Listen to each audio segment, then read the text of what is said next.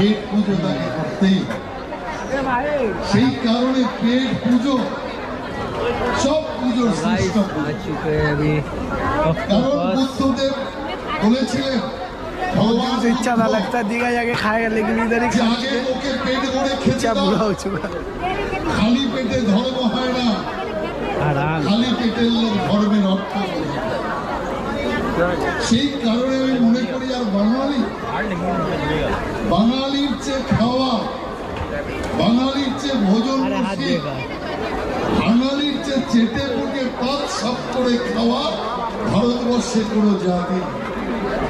हाँ टेस्ट बहुत ज्यादा बनी খাদ্যের কত রকম ভেদ বাঙালিদের, बंदा खावे কোনো জিনিস বাদে নেই। যে ছোট ছোট গাছ শাক পাতা যা হচ্ছে সব দিয়ে এমন এক অমৃত তৈরি করতেন আমাদের মা ঠাকুর।